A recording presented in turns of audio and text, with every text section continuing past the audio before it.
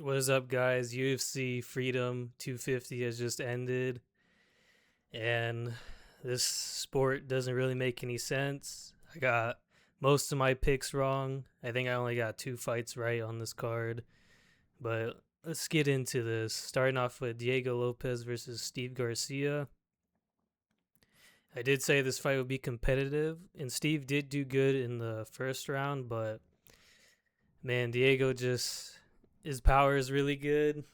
His counters again, it was a counter that got Steve, and then he just got him out of there. Steve did really good on the what was it outside with his range, and then he started kicking and stomping at his legs, which I don't know why after round two he stopped. And most of round one he stopped as well, which is kind of weird. But when he was doing that, that's when he had success. I think he landed an uppercut early, which did rock Diego. But in the end, Diego still won. And then now on to the next fight. Bo Nickel versus Kyle Dawkins.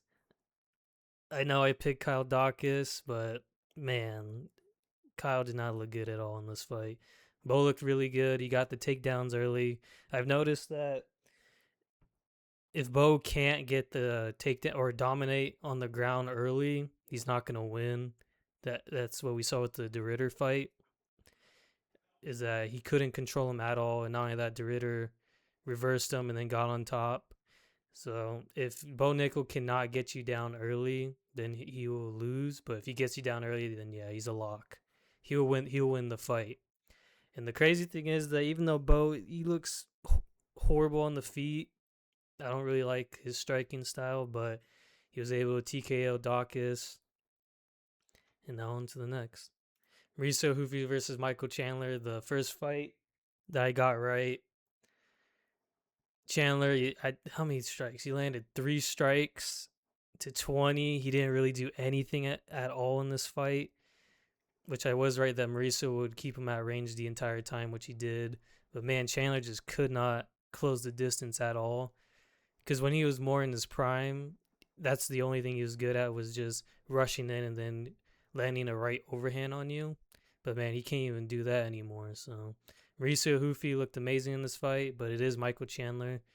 I don't know who he should fight next because the lightweight division's kind of weird right now. But Hoofy should definitely get a step up. He should not fight anyone unranked or lower. So hopefully Hoofy gets a step up, especially in the top five. Josh Hogan versus Derek Lewis. I was picking Lewis that he would fluke Hokic, but that didn't happen at all. 8 strikes landed, which is kind of crazy to 105. Hokic dominated on the ground with his wrestling. He couldn't get an armbar. He didn't even know how to do an armbar, which was funny because I think he held it for like 30 seconds and just nothing happened. And then after that round two, he was just landing on Derek. Derek couldn't land anything. He was so slow. He was tired after getting taken down. Yeah, he just looked horrible in this. Hokic, he should probably fight maybe Volkov. I would say Volkov or Pavlovich, one of those two. But we'll see what happens with that. So Josh Hokic gets the win by second round. Was it TKO? Sean O'Malley versus Eamon Zahabi, the only other fight that I got right. This fight was actually pretty competitive, but O'Malley was landing better shots on Zahabi's was head, but Zahabi was doing really good with the inside low kick. And every time he did, he more like ran at O'Malley, which I've started to notice O'Malley's not really good in the pocket, I guess. Like he doesn't land multiple shots. He really wants to stay at range the entire time. So every time Zahabi came in and basically just ran at him, he just didn't do anything at all. And then he'd get his leg kicked the entire time. First round was pretty competitive. And then the second round, it was still competitive, but then he caught him. And I wish that they kind of had the fight go on longer because there are some fights on here, like the Derek Lewis fight, the Pereira fight, and the Gagey fight, where they let it go on until they couldn't. So I think they should have let Eamon probably survive that round or not survive, but let it go longer. But O'Malley gets the walk off TKO, and then who he should fight. I think he should probably be in line for the title, but Merab's gonna get the rematch. But I think both Jan and Merab are injured, so we'll see with that. But I think he should get a title shot after this. But I think Merab should be first, and and that's it. O'Malley by round 2 TKO. This is the fight that I think I got the most right, and that Zahabi would make it competitive. And on to the next. Now this fight, Alex Pereira versus Cyril Gahn. Man, this sucked.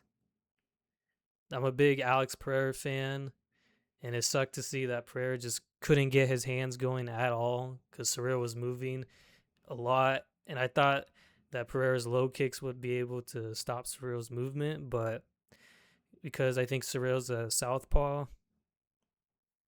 he just couldn't land the low kicks, and I don't think he didn't want to go shin to shin like he did with Ankalaev.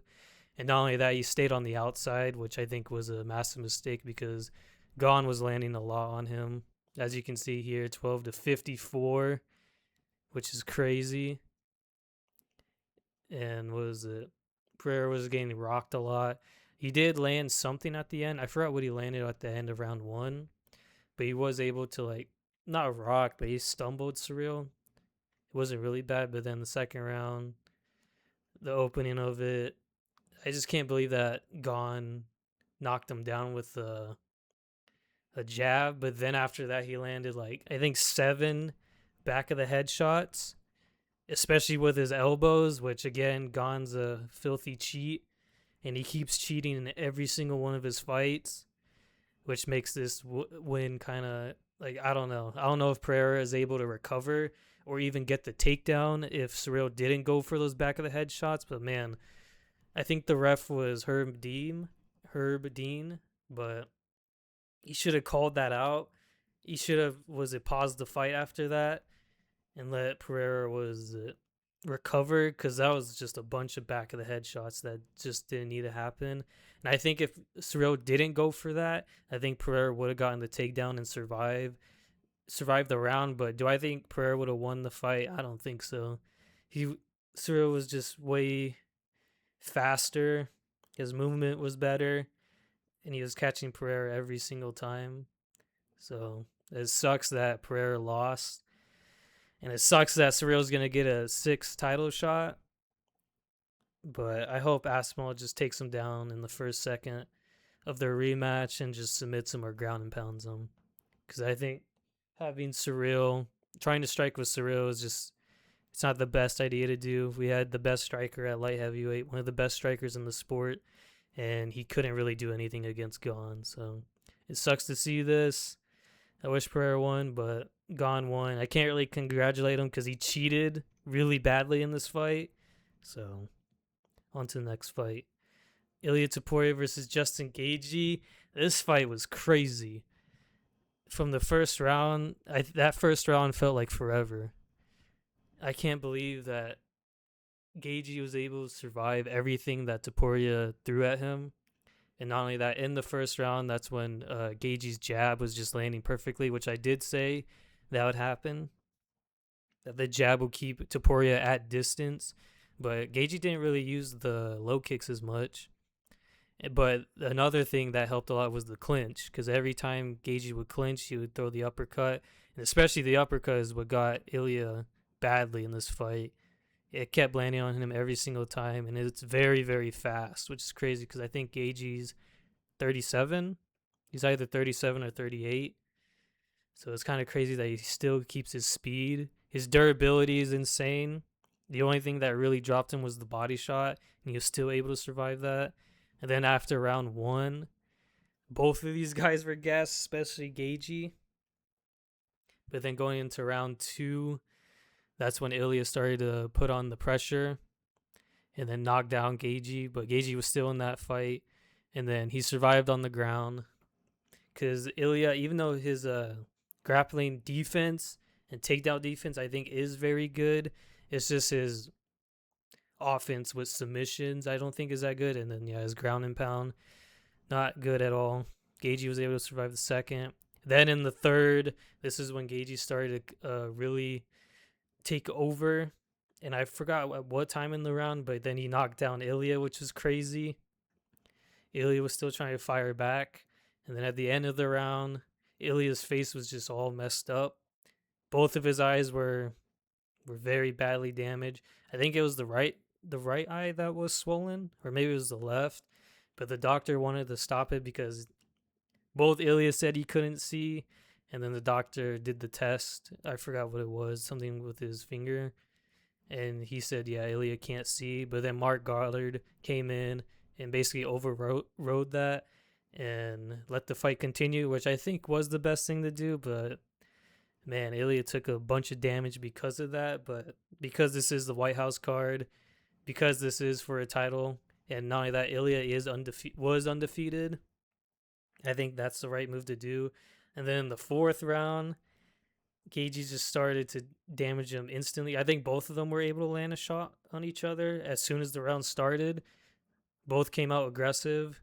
Gagey was still able to land the jab, was able to land the uppercut. I think he even took down Ilya, but then Ilya was able to get back up. And then finally at the end of the round, he landed that nasty knee to Ilya's rib, which, yeah, after that, Ilya was just done. His brother tried to let the fight go on, but his corner, I forgot who in his corner said to stop the fight, but then they ended it.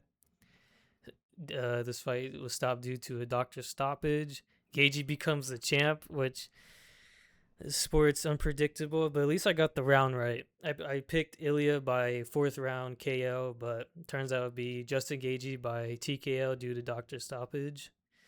And the sport makes no sense because Gagey, before this fight, it's just like, man, he had a competitive fight with Patty, and we saw how bad both of them looked in that fight. But man, I was right in that Gagey would make this fight way more competitive. But I was wrong on this. I was wrong on most of this card. Gagey becomes the champion at 37. I think he's the oldest lightweight now in lightweight history. So we'll see. I think Armin's going to get the fight, but if they screw Armin over, then they're definitely going to give Charles the fight, which I think Charles beats Gagey easily. If Charles knocks him down, then he's going to be able to submit him very, very easily, like what happened in the first fight, if they have a rematch. Armin, same thing. I think Armin's going to be able to take him down and just submit him in the first round. I know people are going to think that's kind of crazy, but Gagey against wrestlers and grapplers, he's just not the best. But against strikers, that's where he really shines, unless you're Max Holloway, which is crazy.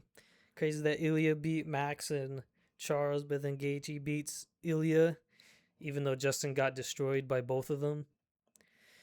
So I think Justin probably fights Armin, and then Ilya, I think he shouldn't get a rematch. He didn't have a title defense.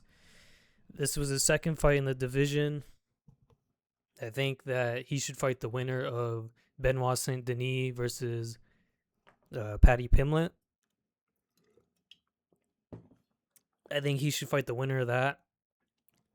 So that fight will probably happen in the winter, which I think lines up great because Ilya, he might be out for the rest of the year. I mean, he was out for the whole entire year after the Charles fight, and he took literally no damage. So in this fight, he literally looked like a goblin. He looked really bad. His face was all swollen. I think his orbital bone was broken. Like the one side of his face, you can see like I think a bone sticking out. There was something sticking out. His nose was giant, and his eyes were just both completely just swollen. One of them almost swollen shut.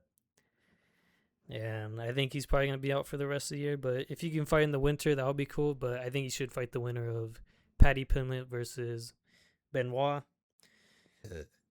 And that was the card. I got most of my picks wrong, which sucks. But I got this pick right. The O'Malley's a hobby fight. I got that one mostly right. Mauricio, this one was easy. The crazy thing is that most of these fights, it makes sense why everyone from here won, but then this fight and this fight is just it's crazy. It is crazy how these guys won. especially Cyril. Cyril almost dominated this fight, and then Gaethje was just able to go through war and then win, because that's how he always wins. So that was the card. Thank you guys for watching. Please like and subscribe, and I'll see you guys in the next one. Goodbye.